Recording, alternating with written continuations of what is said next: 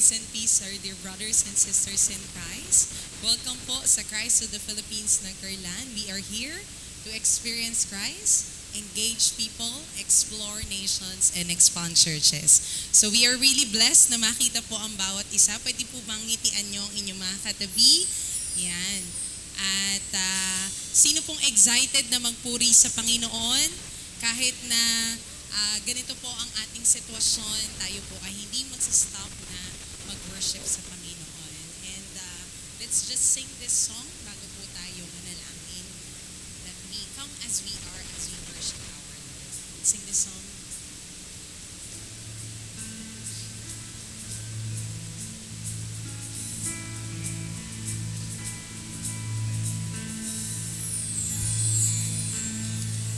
God.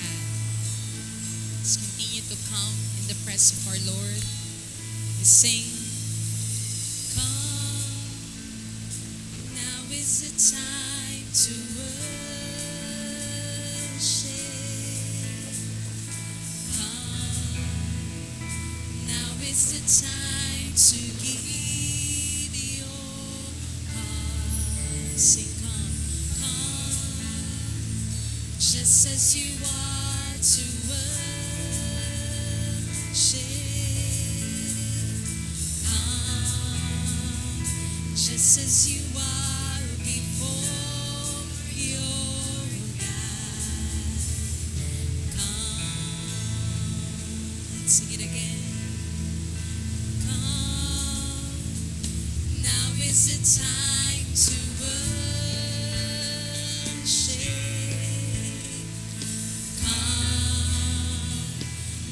Is it time to give your heart? Come, just as you are to worship. Come, just as you are before your God. Come, we sing one day. One day every tongue will confess you are God. One day every knee will bow. Still the greatest treasure remains for those who gladly choose you now. One day every tongue will confess you are God. One day every knee will bow. Still the greatest treasure remains for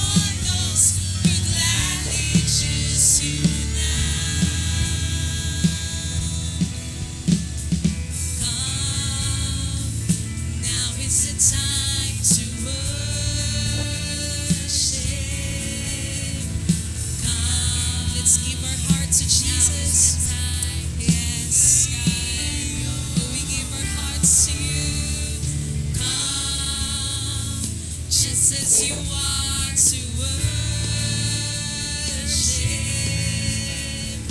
Come, just as you are before your God. Come, we sing one day every tongue will confess you are God. One day every knee will bow. Still the greatest treasure for those who gladly choose you now. One day every tongue will confess you are God.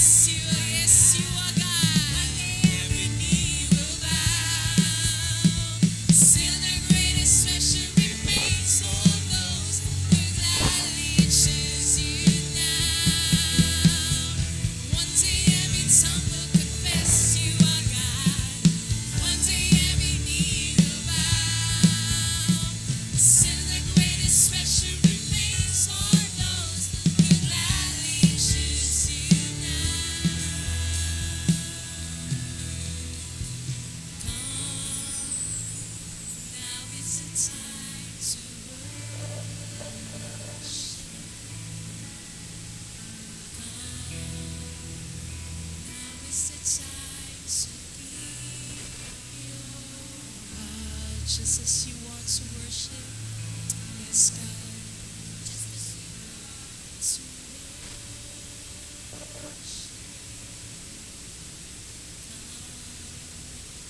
Just as you are before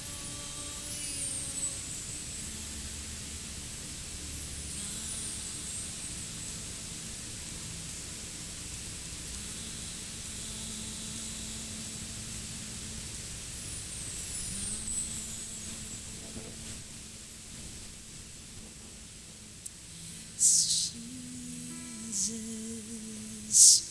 Yes, God, we come to your presence, Lord God. With a humble heart, Lord Jesus, we bow before your throne, O God. You are a God who lives, Lord God. You are the God who reigns, Lord Jesus. You are the King of kings and Lord of lords, Lord God. You are our Master, Lord, enthroned God in our hearts, Lord Jesus. And we worship you, Lord God, for who you are, Lord Jesus. You are the same yesterday, today, and forever, Jesus. So God, we worship you, Father. We bow down before your throne. How majestic you are, Jesus Christ. How faithful you are, Jesus. Hallelujah, Jesus. Oh God, we come to your presence, Lord God. We ask, Lord Jesus, for your presence, Lord God, to really fall upon us, Lord Jesus. We want to experience, Lord God, your love, Panginoon, sa amin, Lord God, through listening to your word, through applying your word, through worshiping your name, Lord Jesus. May we worship you, God, in spirit and in truth, Lord God. There's no other reason kung bakit hindi ka namin i-worship dahil napaka-worthy mo, Father God. And God, our heart's desire today is to just focus, Panginoon, sa inyo, Lord God. Let us be satisfied, Lord God, dun sa presence mo, Lord God, at patuloy na maghari ka, Panginoon, sa aming mga puso, Lord God. We also remember in our prayers, Lord God, yung paparating na bagyo. Lord, pahinain niyo nga po, Panginoon, itong bagyong ito, Lord God. At patatagin niyo po, Lord, ang pananampalataya ng bawat isa sa amin, hindi lang po dito sa aming bahay-sambahan, kundi madaming mananampalataya, Panginoon, at madaming makakakilala that every knee will bow and every tongue will confess that you are our Lord and that you are our Savior. Not only that we need you, but you, Christ, Lord God, is our gift, Lord God. And salamat, Panginoon, for this relationship that we have in you, Lord God. And we want to grow more and more, Panginoon, sa inyong presensya. We want to be like your Son, Jesus Christ, Lord God. Kaya continue, Lord, to change our hearts, Lord, from glory to glory, God. And may we just worship you, Lord God. Give us a heart of worship, Lord God. Salamat po, Panginoon. And we declare victory upon victory, Lord God, dahil ikaw po ay victorious God. Kahit anuman, Panginoon, ang nasa paligid namin, Lord God, truly you are victorious God.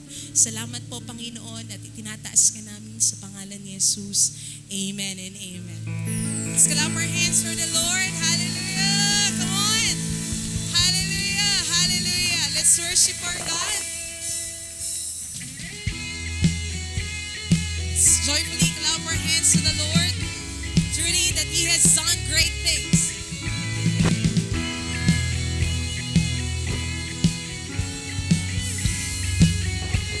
Let's sing the song. Come let us worship our King. Come let us bow at His feet. He has done great things.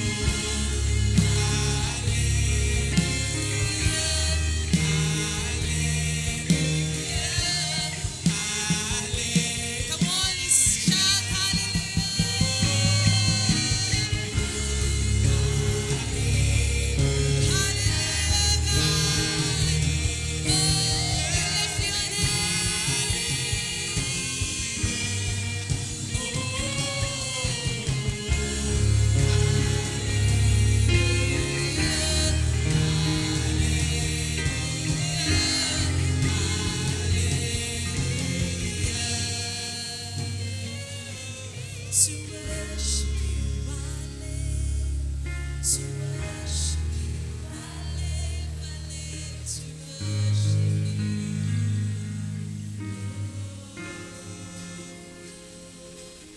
To worship you, I live. To worship you, I live. I live to worship you. Why don't we stretch our hands to God and worship our living God? He deserves all the praises. He deserves our hands raised together as we worship our God. Oh, we worship you. To worship you, I live. To worship you, I live. I live to worship you. To worship, to worship you, I live. To worship you, I live. I live to worship you. Oh, for the last time to worship you. To worship you, I live. To worship you, I live. I live to worship you. Church, let's shout hallelujah to the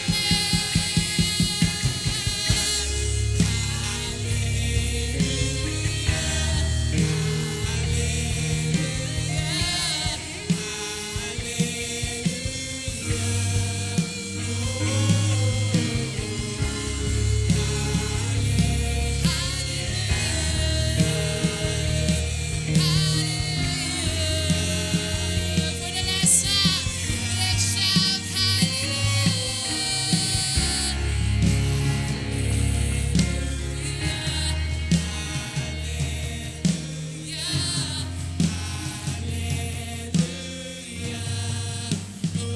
With one voice, church. Oh, hallelujah.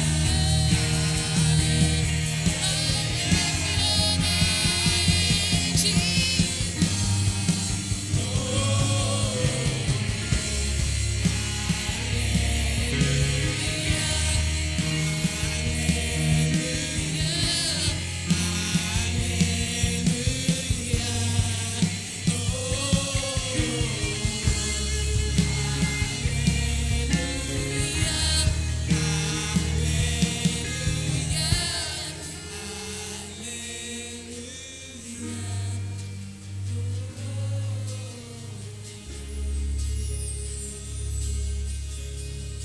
Yes, God, hallelujah to your name, Father. Yes, Jesus, we lift you, God. We lift you, we worship you, our living God. Hallelujah. Hallelujah. Hallelujah, Jesus. Can you shout the name of Jesus? Jesus. Hallelujah. We worship you, God. We worship you, Lord. We give you all the glory and all the praise in the mighty name of your Son, Jesus Christ. Amen and amen. Hallelujah.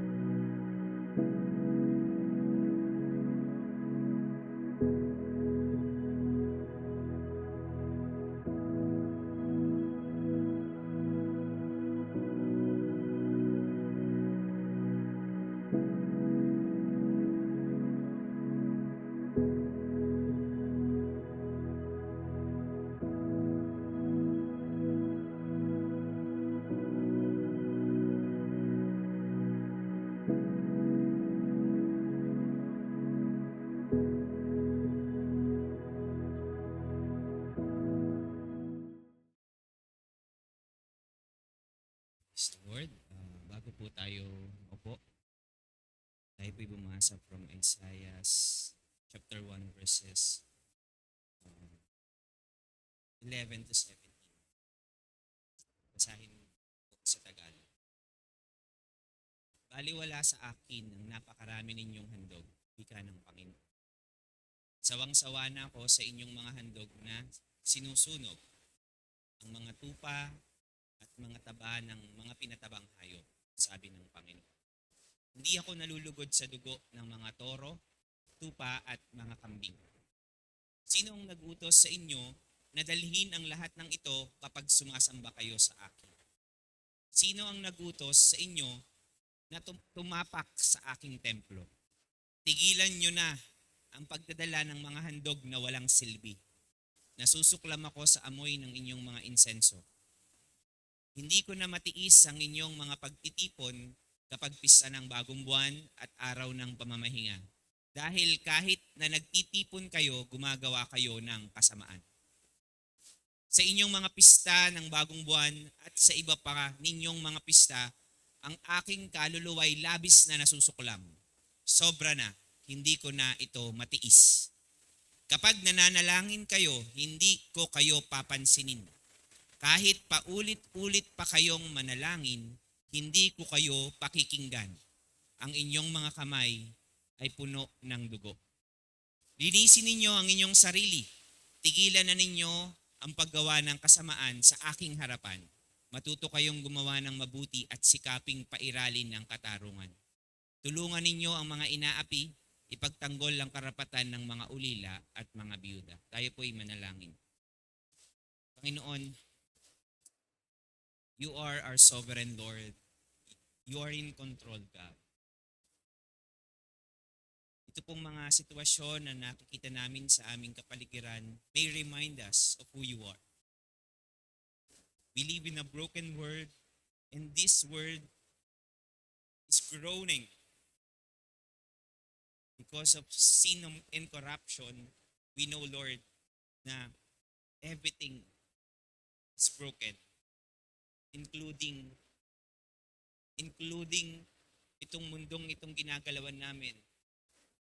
Kasama itong mga bagyo, kasama itong mga kalamidad na nararanasan namin. At Lord, magsilbi itong paalala sa amin na ang buhay sa mundong ito ay pansamantala lang, Lord.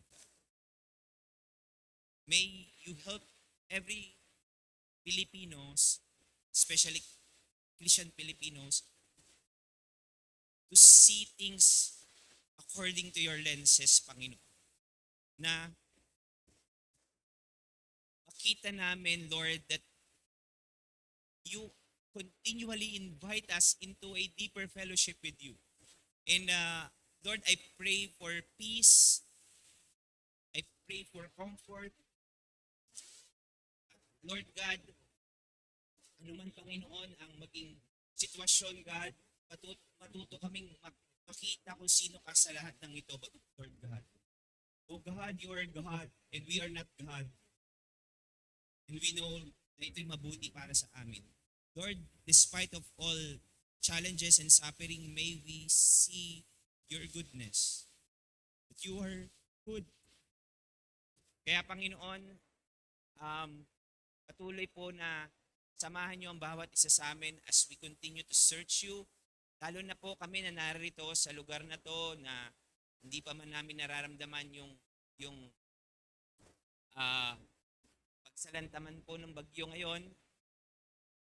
Patuloy po kaming lumapit sa inyo na merong grateful heart that from the beginning until now, we got to worship you and serve you and sing praises to you. Not everyone can do that. And Lord, change our heart ngayong umagang ito as we study your word. Continue to change our heart and see you for who you are. To truly worship you. To truly surrender our lives to you. Kaya Panginoon, we commit to you our time together. Minister to us. This we pray in Jesus' name. Amen and amen. Praise the Lord. Tayo po ay makakaupo na.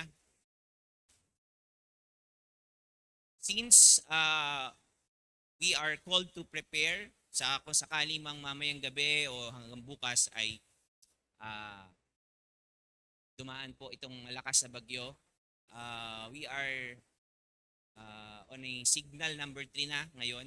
But we know na hindi pa naman talaga dumadating, but let's continue to pray kasi although pa-north siya, we still don't know. Hindi pa rin tayo sure. But again, salamat dahil narito kayo at pinili nyo to come to this place to worship and fellowship with one another. But let's continue to be praying for our fellow citizen na maaaring tamaan po ng kalamidad na ito, and patuloy po na panalangin natin hindi lang yung safety and comfort, but of course, let's continue to pray na talagang makilala ng bawat isa ang Panginoon, because everything else is temporary lang po. Kaya ngayon, dadako po tayo sa pangalawang mensahe sa serye po natin na undefiled. Pag sinabing undefiled ay para bang ito ay yung purity, yung pagiging pure or holy sa harapan ng Panginoon. Kumbaga, alam niyo yung katulad ngayon, maulan, di ba? We pray, Lord, lalo na pag may bago tayong sapatos at malinis. Lord, hindi ako sisimba kasi mapuputikan yung aking sapatos. Madedefile yung aking white shoes. Kanina, nakita ang puti-puti pa rin ng sapatos ng ating isang kapatid na nandito. Asan ba yun? Kuya Sam.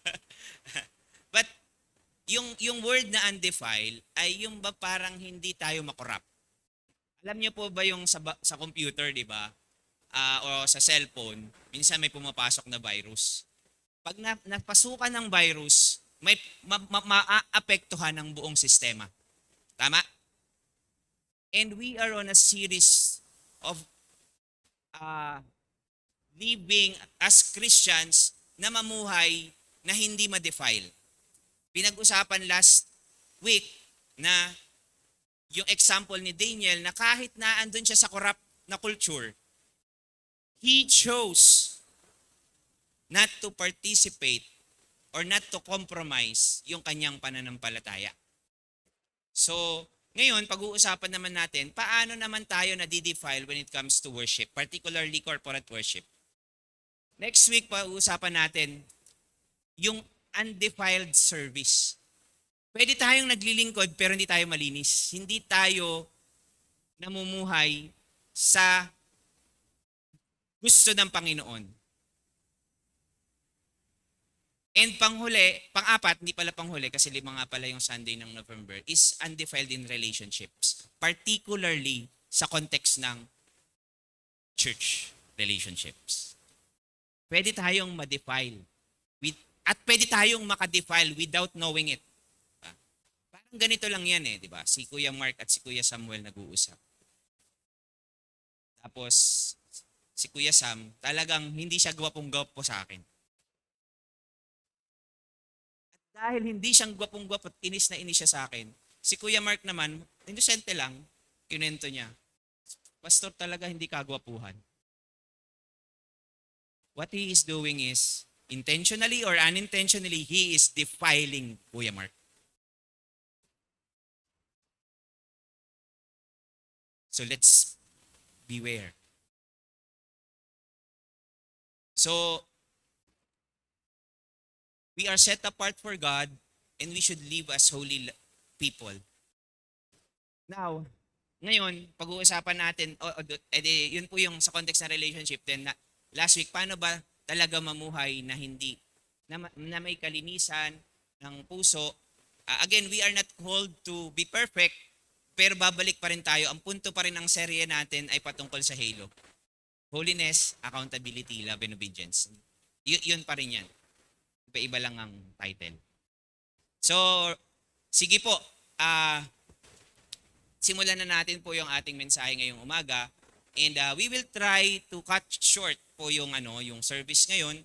And kanina nag-usap kami. So ngayon, baka anumang oras tayo matapos, we will cut po yung ating yung ating small group discussion. So hindi muna tayo mag small group discussion upang makapag-prepare din sa kung ano man, kung may babiyahe ba or ano pa mong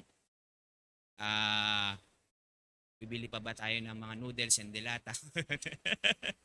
Kasi kami wala pagkain sa bahay eh. So, but anyway, just to prepare, let's continue to pray for one another. But let's continue to pray for sa team from sa Davao. So praise the Lord, maayos naman yung klima doon. Medyo malayo kasi sila nasa Mindanao. So let's pray dahil tomorrow ay retreat na nila. And then Tuesday magkakaroon ng saturation evangelism doon. So, and Wednesday may mga programs pa rin silang iraran. Then Wednesday night ang uwi nila. So, isama pa rin po natin sila sa panalangin. So, yeah, praise the Lord that we got to worship God corporately. And napakagandang pribilehiyo po na tayo bilang isang kupunan o samahan ng mananampalataya ay we come together in worship. Amen?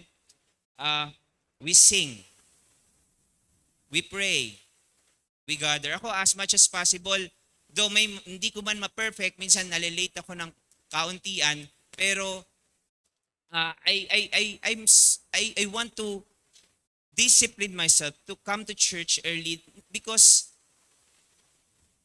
I want to sing. I want to sing praise to the Lord with God's people. Parang sa akin personally, hindi kumpleto ang service kapag hindi ako nakakapagpuri sa Panginoon. Yung dadating ako kapag preaching na. Parang personal ko po yun. I need to sing to the Lord. Especially, I need to hear you sing. And we sing together. Hallelujah, praise the Lord. Ang sarap po nung makita at tayo'y magkasama-samang gawin po ito. And are you excited to sing with brothers and sisters in Christ? Pakilakas.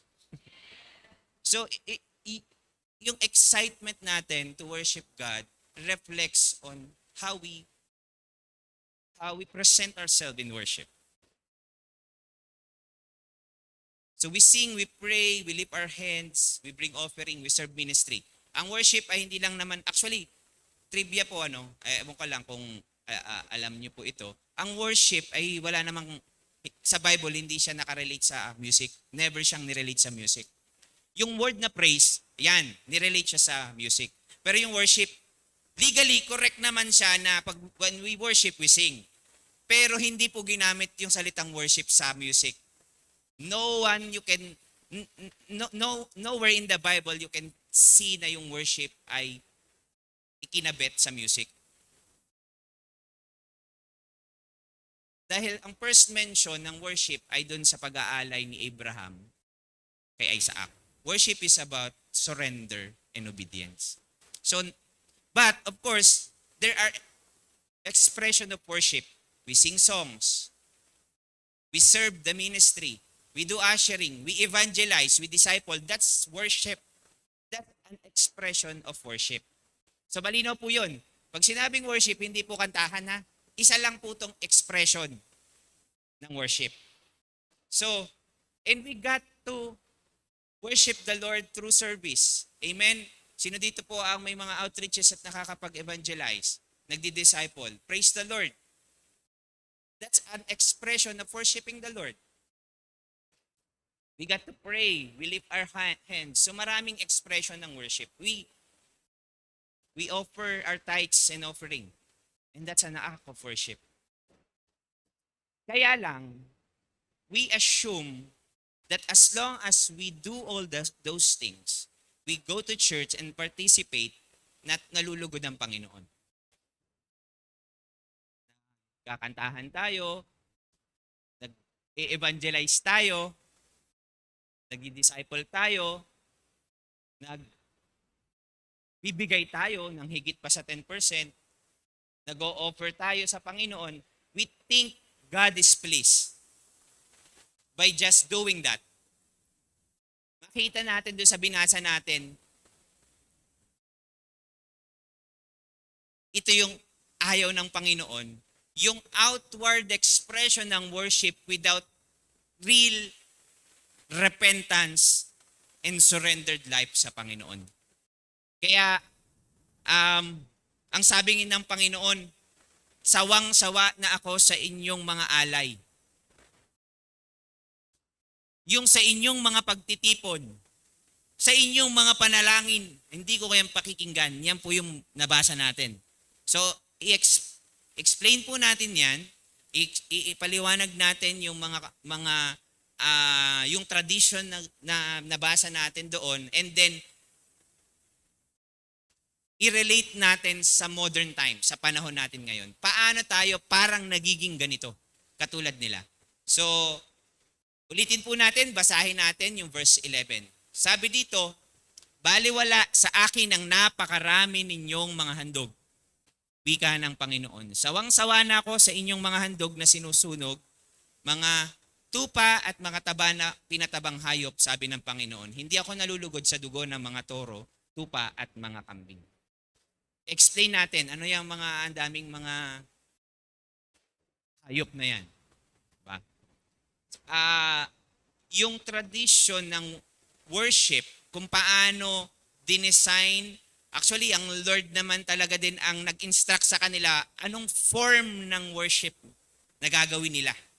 Kaya yung pag-aalay, it was a form of worship that was instructed by the Lord Himself, pero hindi nalulugod ng Panginoon. Pero ginagawa nila. So, ano yung ginagawa nila?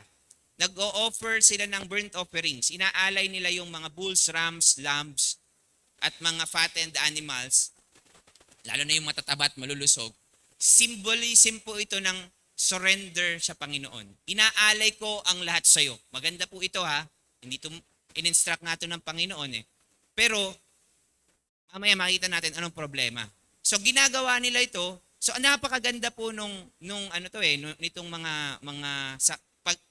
yung pag-aalay nila ng mga hayop. Kasi sinisimbolize ito ng pagpapatawad ng Panginoon, pagtanggap sa kanila, at pwede ring expression to ng pasasalamat. Nagpapasalamat ako. Kaya ginagawa nila ito.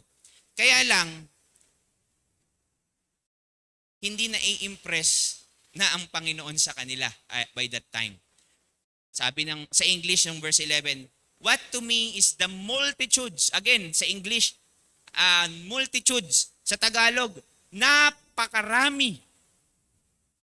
Pwede palang napakarami nating binibigay sa Diyos. Napakarami nating ginagawa sa Panginoon. Pero hindi na i-impress ang Diyos. Pwede palang on a weekly basis nag-aalay tayo ng oras natin sa Diyos para mag-evangelize ng tao. Ang ganda nun, sa harap. Hindi siya mali. Pero hindi na i-impress ang Diyos. God rejects worship that is abundant in activity but absent in sincerity. Pag-isipan natin, are we just having activity pero hindi nagiging productive? Bakit? Anong problema? Bakit hindi nagiging fruitful yung gawa ng ating mga kamay sa ministry? Wala namang problema sa commitment. Wala namang problema sa time. Nagbibigay pa. Pero bakit? Let's reflect. Sabi sa Tagalog, baliwala sa akin na napakarami yung handog. Tinagalog pa, I have had enough. Sa Tagalog yan, sawang-sawa na ako. Honestly, pwede po ang Diyos hindi malugod sa akin kahit almost on a weekly basis ay hindi ako. Nagpipreach ako at nagdadala ako ng salita ng Diyos. This is just an outward performance. I can be performing in front of you, but it's between me and God. Bakit hindi na-i-impress ang Panginoon sa mga bagay na to? Dahil the quantity of worship means nothing without the quality of heart. Kahit sobra-sobra pang binibigay mong oras at panahon sa Panginoon, sa ministry, sa magagandang bagay, hindi naman siya mali. Pero God measures worship not by how much we offer, but by the condition of our heart. How do we express this sa modern time? Of course, di naman na tayo nag-aalay ng ng mga hayop. Ganito po, pwede nating ma-express yung katulad nito. Yung we attend church weekly but not living in obedience. We serve in ministry to look spiritual but avoiding repentance. Giving offerings while ignoring sin or injustice. Kaya ako po, ito po, personally, though hindi natin ito mape-perfect kasi may choice pa rin ng mga tao. Pero ito po, gusto ko pong banggitin. Yung mga outreach heads dito, mga outreach leaders, example, gusto nyo lang po akong imbitahan mag-speak po sa inyong kung saan man, gathering, Sunday service. Tanong nyo po muna kay pastor kung kamusta ang accountable relationship ko sa kanya. Kahit po ako'y pastor nyo dito at gusto nyo akong imbitahin, tanong nyo muna kung ako po ay nasa accountable relationship. Baka mamaya mag-speak ako sa inyong mga gathering, namumuhay ako ng immoral. Nade-defile po yung ministry. Tapos takang-taka tayo, ba't walang nangyayari? Pagod na tayo sa ministry, pero bakit walang nangyayari? Kamustahin niyo po ako. Pag inimbita niyo ako, kahit saan man, kahit po ako'y pastor niyo, itanong niyo pa rin sa head ko, si Pastor Volter, itanong niyo sa asawa ko, kamusta ako sa bahay? Hello? Okay po ba yon sa mga... Pwede po ba yon? We are talking about defilement. At kung tayo'y namumuhay sa kasalanan, tayo na po ang magkusang umalis at bumaba ng ministry. Huwag nang antayin na mahuli pa. At sabihin sa leader, talagang nandito ako sa... We work out, di ba? Wino-work out naman natin yung mga bagay-bagay. Hindi perfection ang mahalaga, hindi outward presentation, kundi how authentic are we before the Lord and before our brothers. So, clarify ko lang po yan. Dahil po meron tayong pananagutan. Though of course, bilang leader, tatanungin ko, kamusta ka? Pwede silang magsinungaling. Wala na po tayong, ginawa natin yung part nila, nagsinungaling sila. Okay lang yun, ginawa natin. Pero ang mahirap tayo, hindi nagtatanong. Hindi nagtatanong. So, anyway, it's not our attendance that matter, but our obedience. It's not how involved are we in the ministry, but paano tayo nabubuhay in repentance, in aid. Sabi doon, bear fruit in keeping with the repentance.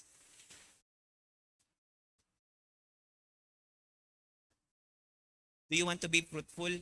It's not how much, hindi yung gaano kadami o kabisi tayo sa ministry, but kamustahin nyo. Sometimes, it is your repentance that matters. Na kahit wala kayong ginagawa, makikita nyo yung bunga ng ministry.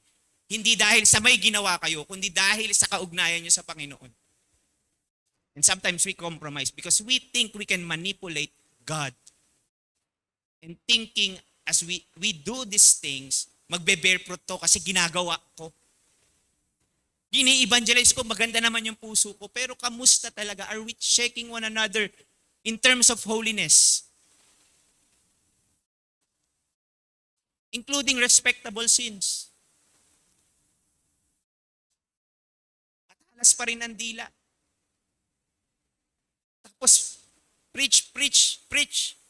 Living in rebellion, pero serve. Go. Wala pong pupuntahan. Ang laki ng offering pero kung magtrato ng tao, ang laki ng pagbibigay sa Lord pero hindi marunong magtrato ng tao ng tama. So it's not at our outward sacrifices that really matters. Let's move on to verse 12. Sino ang nagutos sa inyo na dalhin ang lahat ng ito upang sumamba kayo sa akin? Sino ang nagutos sa inyo na tumapak sa aking templo?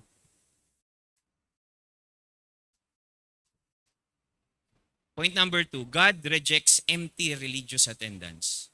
Salamat po sa Panginoon, nandito kayo kahit naulan. At alam ko nandito kayo kasi gusto nyong sumamba sa Panginoon. Pero merong warning ang Panginoon sa Isaiah na sabi niya, when you come to appear before me, who has required you or who has required this your trampling of my courts? Ang point, nandun sila sa tahanan ng Diyos, pero wala silang surrendered heart. They just go there without a real life of surrender. Yung expectant ka, Lord, I want to meet you. Hindi yung Lord, pupunta ako, baka sakaling pag nag-pray ako sa church, bigyan mo ako ng blessing. So, our attitude is more important than our attendance. Hindi ko sinasabing i-neglect yon, pero I'm saying merong mas mahalaga doon. God wants genuine worshiper, not mere attendees. Amen? Sabi mo nga sa katabi mo, gusto ni God ng worshipers. Mag-worship ka na pagka every Sunday, sa ating mga kantahan. God is not pleased with our attendance if our heart are not surrendered. So paano natin na-express to sa panahon natin ngayon? We go to church out of habit or image. Diba? Of course ako, alam mo, kailangan ko pumunta sa church, pastor ako eh. Kaya lang hindi malulugod ang church sa attendance ko dahil doon. Worshiping on Sunday pero namumuhay tayo different during weekdays. Ito, pangatlo, being present in the sanctuary but absent in spirit. Yun nandito ka pero yung mindset mo nasa ibang lugar. Yun nandito ka, sabi kasi, pag nandito sa church, nakaka-relax. Kaya every Sunday, relax na relax ako. Nabawi ko lahat ng puyat ko.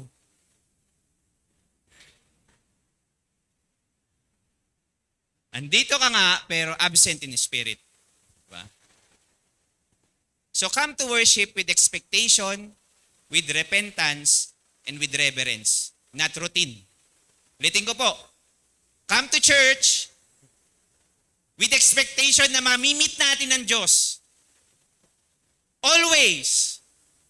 Although we can do that in our quiet time, of course, pero as a church, ang sarap po kaya. Ang sarap po kaya kapag nakikita mo yung mga nasa worship team, alam namin, kita namin kapag kayo talaga'y nagwo-worship o hindi. Kitang-kita dito sa unahan eh. Come to worship with expectation, with repentance, with reverence. When you always approach a holy God, wala kayong maipagmamalaki. Never. Kapag po every time, sabi ko nga, nagre-reflect ako, I need to meet yung D group and I plan to, kasi matatapos ang taon, kalimitan po ay nagkakaroon talaga, nagseset ako ng mga parang mga final meetings and exhortation. And may mga, ewan ko sa mga D group nyo, kasi we set some goals, di ba, nung mga unang buwan ng taon. And I want to reflect, nasaan na tayo sa progress. What did we offer to God? Tapos nagre-reflect ako, Lord, I think I'm pretty good. Nagawa ko yung mga maraming bagay at higit pa doon sa pinlano ko.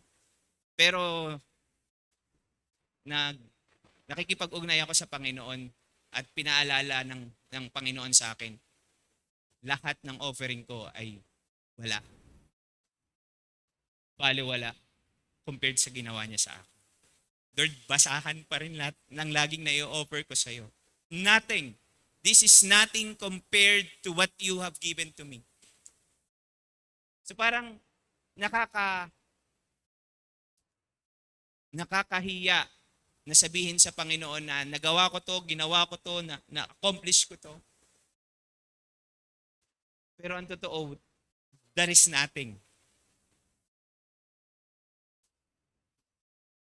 At kapag you are truly communing with God in the presence of God, kita mo yung mga kabulukan mo.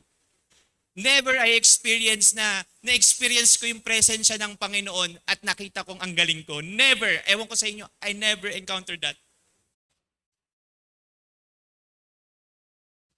And I praise the Lord that He reminds me of where I came from. And we cannot boast. Even itong ginagawa natin sa national, ito yung mga reflection ko ng mga nakaraang mga araw at linggo. Every time I'm in the presence of God, wala kang magawa kundi mag-repent.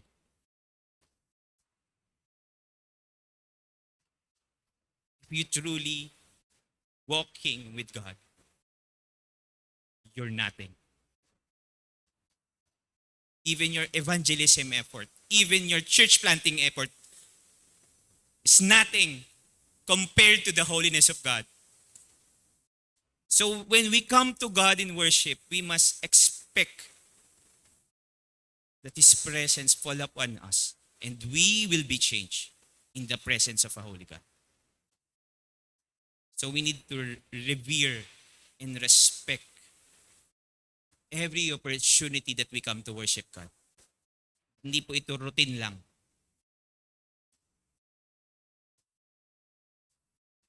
Hindi lahat ng tao nakakaranas ng comfort na katulad natin in worshiping God. May mga tao na every small group gathering, nakataya ang buhay nila. Tapos tayo, ginagawa nating pahingahan ng church. Sorry, no offense.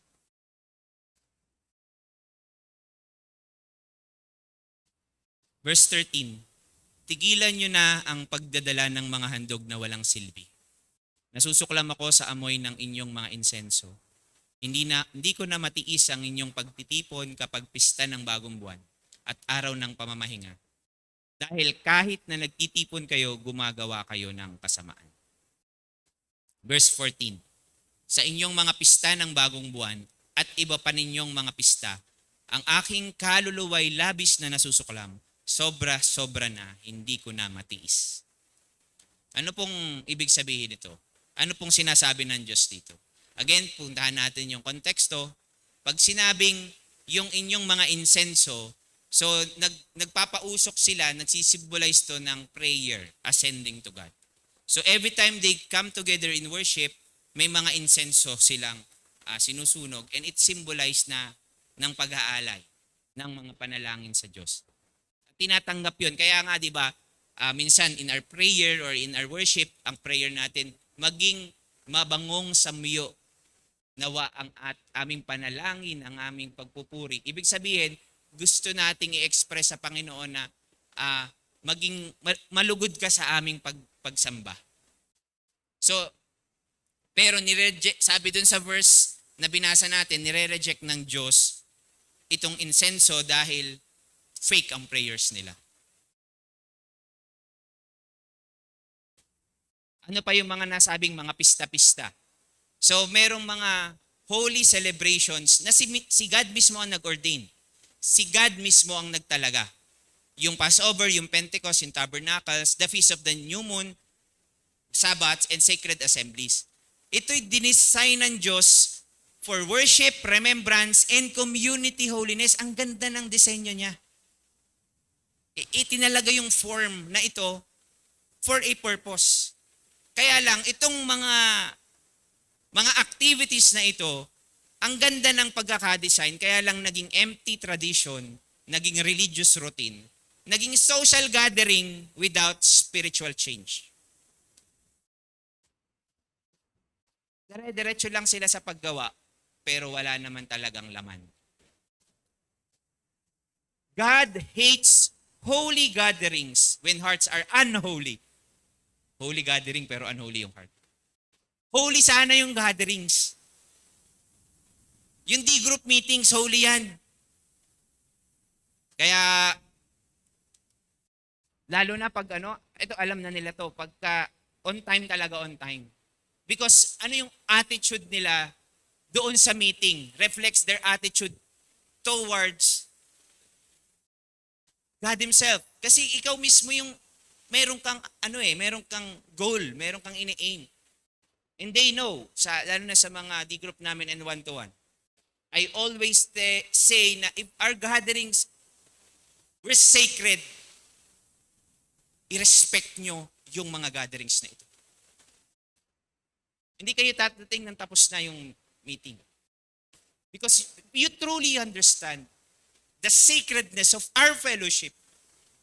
That we come to God, we come to meet together, to encounter God Himself. Pero sometimes, usual na lang, routine na lang. Tapos, wala pang laman yung meetings. So God hates our attitudes. If outwardly, we try to impress God, but they know our condition. So God is weary of pretend devotion. Sabi dito, bring no more vain offerings. Incense that is abomination to me. My soul hates your new moons and appointed feasts. They are a burden. Spiritual busyness does not equal to spiritual faithfulness. It doesn't mean you're busy, you're spiritual. It doesn't mean I'm busy. Kaming mga pastors and leaders ay busy. Hindi ibig sabihin spiritual kami. God would rather have repentance than religious routine. Ulitin ko. God would rather have your repentance than your religious routine. Paano natin na-express sa modern time ngayon yung practice ng mga Hudyo nung panahon ni Isaiah? We sometimes raise hand in worship while living in secret sin. We sing passionately but cheating in school, work, and business. Ito pa, posting Bible verses every day, but gossiping or living immorally. Ganon din yun. Iba lang expression natin ngayong panahon. So ano pa? Going through Christian motions with no life change. Attending conferences, events, ministry without obedience. Prioritizing church programs over personal holiness and compassion. So, ganito para din natin na i-express yung panahon ng mga Hudyo nung unang panahon na undefiled yung worship. So, verse 15, kapag nananalangin kayo, hindi ko kayo papansinin. Ang sakit naman magsalita ni Lord, Di ba love mo kami? Pero, bakit? Kahit paulit-ulit pa kayong manalangin, hindi ko kayo pakikinggan. Ang inyong mga kamay ay puno ng dugo. When you spread out your hands in prayer, I will not listen. If there are unconfessed sin, and we think kahit magdanak pa tayo ng dugo sa pananalangin at pag-aayuno, but we still living in sin. Kahit respectable sin. Pero lifestyle siya. Again, we're not perfect, but ang problema yung living in sin. It's not sinless perfection, but yung unconfessed. So paano natin na-express to sa panahon natin ngayon? We pray loudly while holding bitterness. Hello? We pray for blessing but refusing to forgive others. Hindi niya tayo pakikinggan. Asking God for breakthrough pero paano tayo magtrato ng iba? So, to summarize, simple lang ano yung focus ng mga points kanina? Ang focus, yung klase ng suffering. Dami. Pero anong reality? Activity is not equal to spirituality. Pangalawa, attendance. Worship requires heart, not presence only. Hindi yung presensya mo, mahalaga yung presensya mo. Pero more than that, it is your heart that matters. Pangatlo, ritual. God detests worship without righteousness. We do the things on a regular basis. May routine. Pero habit worship without heart tires God. Prayer. It's not our prayer, but our attitude in prayer that matters. God rejects prayer from an unrepentant heart. Stop using worship services to mask sin. Huwag nating gawing pangmaskara yung ministry at yung business at yung activity. Use worship because real worship is about repentance and surrender. Use worship to confess sin. True worship is not ritual but repentance. Not performance but purity. Not lip service but a life surrender. Undefiled worship begins with a clean heart and overflows into a righteous life. It always starts with a clean heart. So sa oras na to, gusto ko pong tawagin si Carlos to share his testimony in relation to our message ngayong umaga.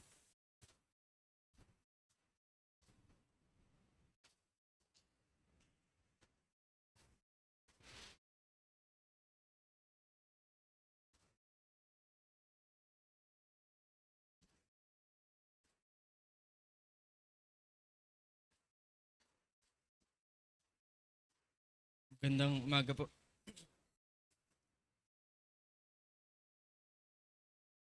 Noong July 13, 2025 sa Discipleship Conference, inamin ko ang matagal ko ng struggle. Meron akong lihim na girlfriend. Nakilala ko siya sa isang Christian event noong pandemic. Pareho kaming Kristiyano. Pero dahil mahigpit sa kanilang church pagdating sa relasyon ng mga estudyante, itinago namin ang aming relasyon. Noong una, open ako sa aking mga leader tungkol dito. At doon ko natutunan na hindi pa ako handa para sa isang relasyon.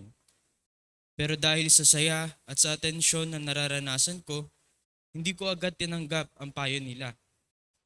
Akala ko pagmamahal iyon, pero sa totoo lang, sarili kong kagustuhan lang ang sinusubukan kong punan.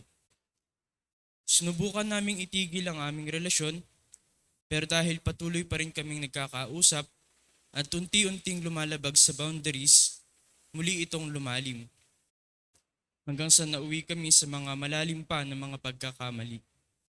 Paulit-ulit kaming nahulog sa kasalanan at kahit ilang beses na kaming nangakong ititigil, nauulit pa rin dahil wala kaming accountability. Habang tumatagal, mas lumalalim ang takot at guilt sa puso ko. Ako ay isang preacher noon at alam po ninyo yun. Pero nabubuhay sa double life, nagtuturo ng salita ng Diyos sa harap ng iba. Pero sa likod nun, may tinatagong kasalanan. Dumating sa punto na nawalan na ako ng kapayapaan. Lagi akong tinatawag ng Diyos na mag-confess. Pero natatalo ako ng hiya at takot. Takot na mawalan ng ministry, takot na mawalan ng respeto ng mga tao, takot na mawalan ng halaga. Hanggang sa dumating ang discipleship conference, sa mga aral at testimonies ng mga speaker, ramdam ko ang pagtawag ng Diyos sa akin na dalhin sa liwanag ang lahat. Sa aming small group, hindi ko na napigilan ang sarili ko at buong puso kong iniconfess ang lahat ng kasalanan ko. Sa sandaling iyon, naranasan ko ang tunay na kalayaan at kapayapaan mula sa Diyos. Kinabukasan sa harap ng buong grupo, nagdesisyon ako mag-confess publicly. Alam kong ito ang gusto ng Diyos na mabuhay ako sa katotohanan at hindi na sa pagkukunwari. Pagkatapos noon, parang nagsimula ang bagong yugto ng buhay ko. Pag-uwi ko, mahirap ang naging proseso. Nasaktan ng mga magulang ko, lalo na si Mami. Umabot pa siya sa punto ng matinding lungkot. Pero sa tulong ng mga mentor namin, unti-unti kaming nagkaayos. At sa gabay ng Panginoon, tinapos na rin agad namin ng girlfriend ko ang aming relasyon at isinurrender ang lahat sa Diyos upang makapagsimula ulit. This time, sa tamang paraan, na may pusong handang magpakumbaba at sumunod sa Kanya. Bilang bahagi ng disciplinary action, pansamantala akong pinahinga sa ministry at pinadaan sa isang Bible study series on restoration and purity. Doon ko mas lalong nakilala muli ang Diyos bilang Ama na handang magpatawad at magpanumbalik. Hindi naging madali ang proseso. May mga araw na nakakaramdam pa rin ako ng hiya at kawalang halaga. Pero sa bawat panalangin, pinapaalala ng Diyos, "Anak, sa akin ka. Hindi ko tinitingnan ang mga pagkakamali mo, kundi ang puso mo nagsisisi." Ngayon, mas totoo na ako sa Diyos at sa pamilya ko at sa mga kapatid sa pananampalataya. Muli kong naranasan ang tunay na kalayaan na walang tinatago at lubos na pinatawad. Ngayon, mas totoo na ako sa Diyos, sa pamilya ko at sa mga kapatid sa pananampalataya.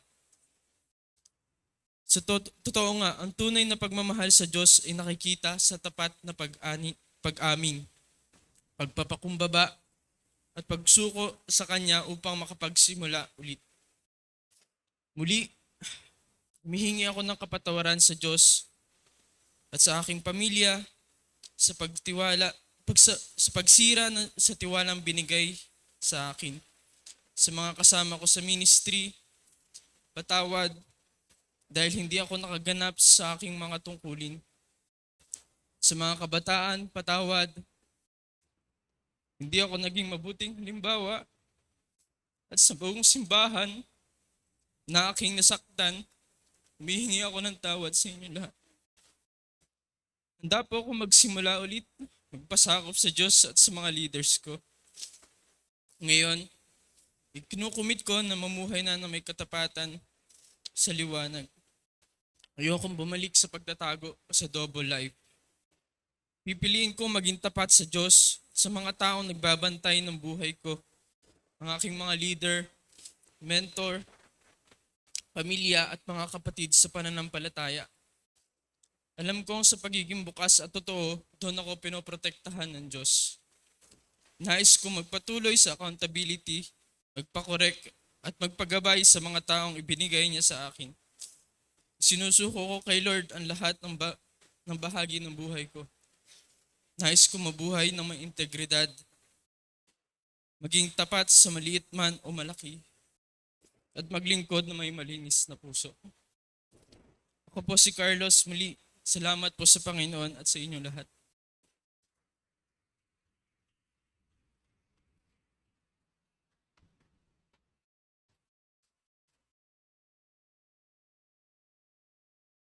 Sabi sa Isaiah 16-17, "Linisin ninyo ang inyong sarili. Tigilan na ninyo ang paggawa ng kasamaan sa aking harapan. Kung titingnan, yung mga unang pinag-usapan natin, hindi naman masasama. Pero masama sa harapan ng Diyos at kasuklang-suklang that we perform in front of Him and in front of people, but we are living apart or away from Him. Matuto kayong gumawa ng mabuti at sikaping pairalin ng katarungan. Tulungan ninyo ang inaapi, pagtanggol ang karapatan ng mga ulila at mga biyuda. What amazed me is, ang sabi ng verse 18. Galit na galit ang Diyos. Suklam na suklam ang Diyos. Sawang-sawa na ang Diyos. Pero ang sabi ng Panginoon, hali kayo at pag-uusapan natin to.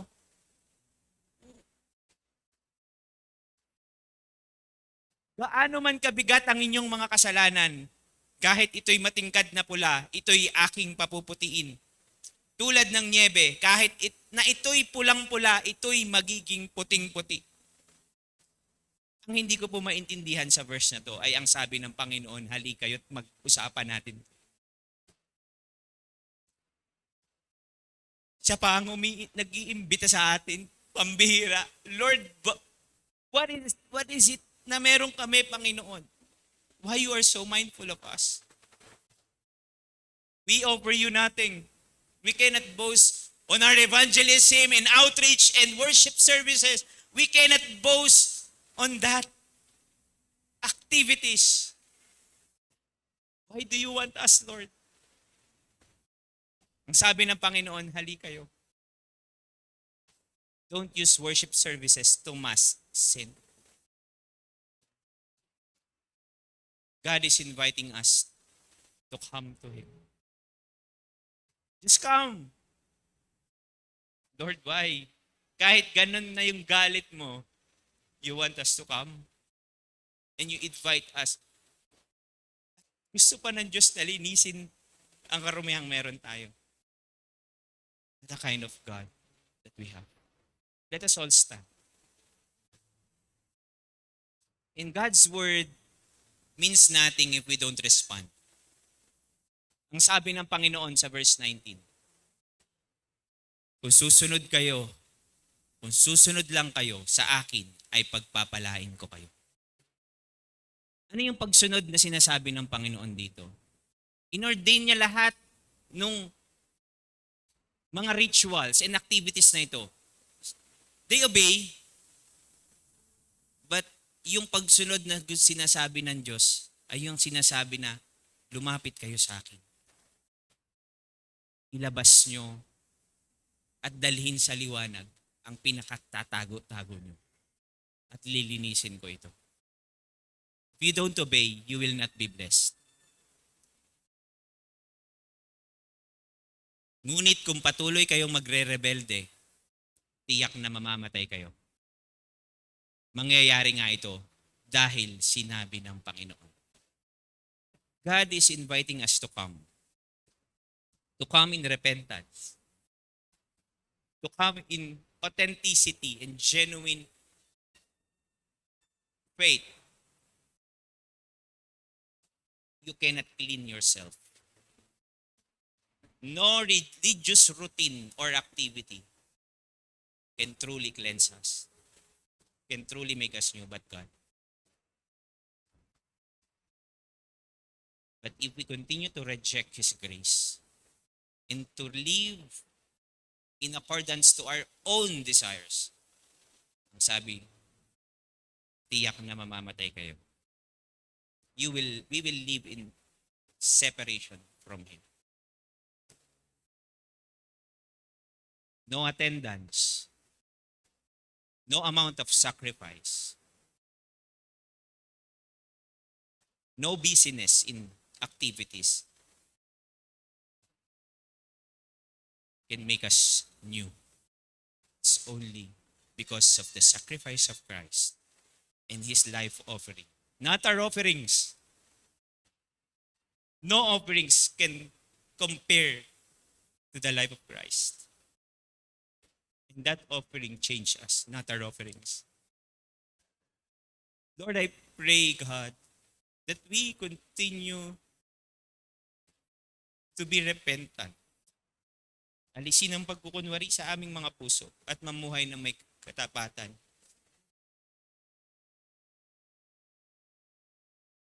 Lord, you don't want us, you don't want our performances. You just want us. Kaya Panginoon, salamat o Diyos dahil you never stop shouting and prompting us to come and to come and to come and to always come to you. Thank you, God. Patuloy mo kaming tulungan na mabuhay ng may katapatan sa iyong harapan. Mabuhay na may kabanalan, may accountability sa iyo at sa mga kapatid namin sa Diyos. Tulungan mo kaming tunay na mamuhay sa pagmamahal mo at share ito sa iba. Tulungan mo kaming mamuhay ng may totoong obedience. Not outward obedience but a real life surrender to you. Salamat, Panginoon. And as we continue in our journey of becoming undefiled, may your word remind us, just like what you said in Peter, and in John at sinabi mo to kay Pedro, you are already clean because of the word of God that was poured out to you.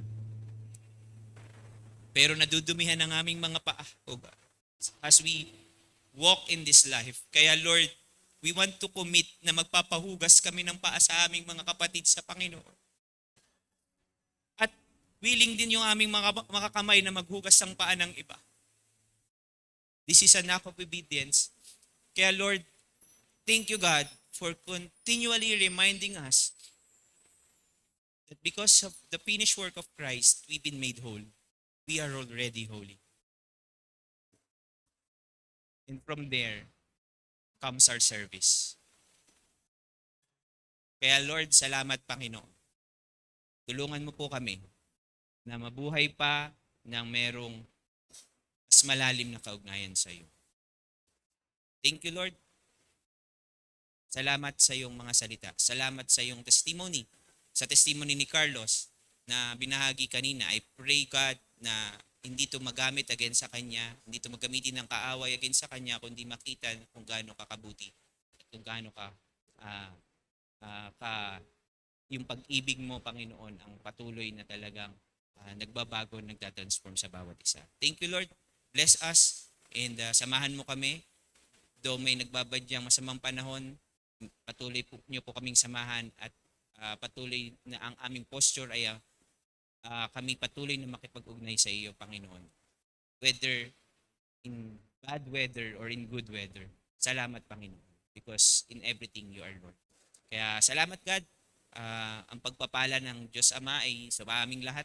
Ang pag-ibig niya ay patuloy na maranasan ng bawat isa at ang biyaya ng aming Panginoong Hesukristo, yung sakripisyo niya sa cross at yung pag-o-offer niya ng buhay ay patuloy na manatili sa amin hindi lang bilang isang alaala kundi isang buhay na kailangan naming tularan. At salamat sa yung banal na spirito at siya nga po na yung fellowship with the Holy Spirit ang patuloy naming maranasan as we as we live this sanctuary. Thank you, Lord, sa iyong papuri, sa iyong kaluwalhatian, sa pangalan ni Jesus. Amen and amen.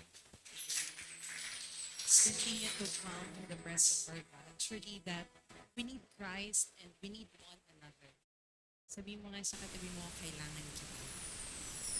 And more than that, kailangan natin talaga ang ating Panginoon. So patuloy tayong lumapit sa Panginoon with a humble heart. And let's just be honest on our situation sa ating Panginoon dahil hindi natin maluloko si God dahil si God ay nakatingin sa puso natin. And si God lang talaga yung nakakakita ng kung ano yung sitwasyon ng puso natin. So why not come to Him with just an honest heart, yung genuine na paglapit sa Panginoon.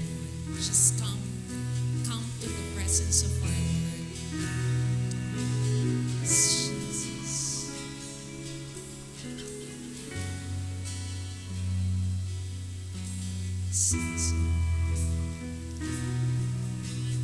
You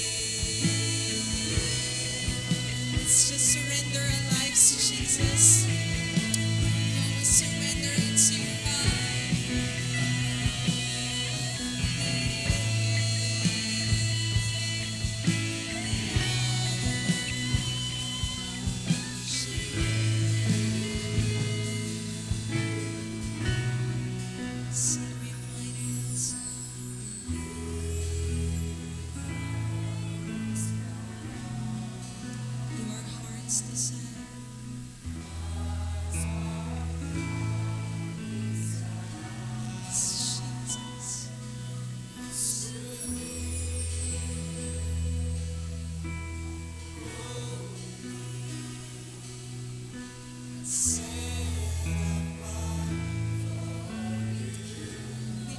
to be